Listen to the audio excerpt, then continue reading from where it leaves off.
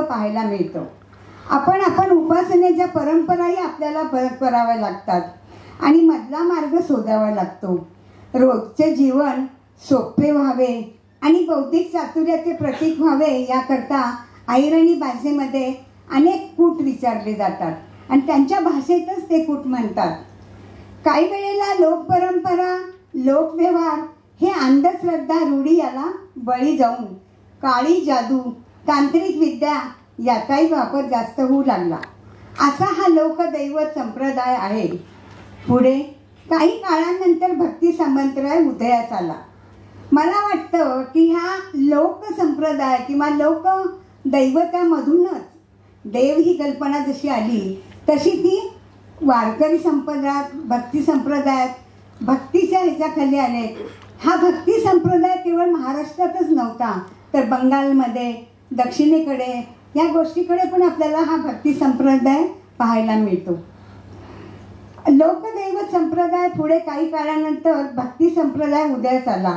या स्तोत्रात देवावरची श्रद्धा होती, परंतु वारकरी संप्रदाय स्थापन झाला तरी त्यामध्ये अनेक संत नामदेव, संत ज्ञानेश्वर, संत नामदेव, संत निवृत्तीनाथ, संत सोपानदेव, संत नंतर एकनाथ संत, असे संत तुकाराम, संत नामदेव, त्याप्रमाणे संत कवयित्रीनेही साहित्यात भर घातलेली आहे. आपल्या वाङ्मयाचा ठसा उमटलेला आहे.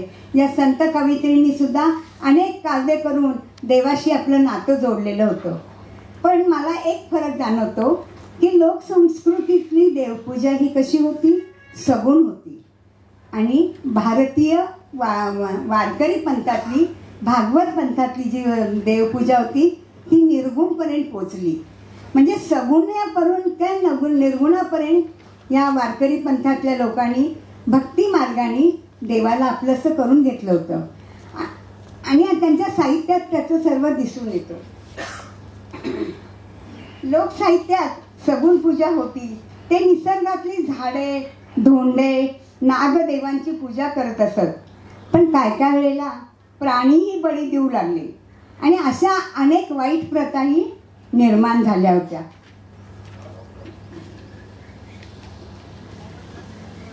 वारकरी संप्रदायात ज्ञानदेवे रतिला पाया, उभारिले देवालया, ह्या ज्या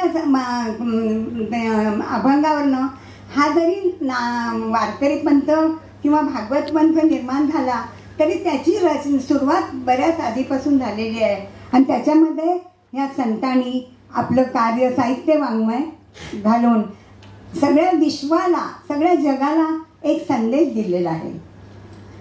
नवविधी भक्ती जर पाहायची असेल, संत नामदेव बालपणापासून भक्ती मार्गाचे पाईक आहेत. भक्ती मार्गाला विठोबाचा पंथ असेही म्हटले जाते.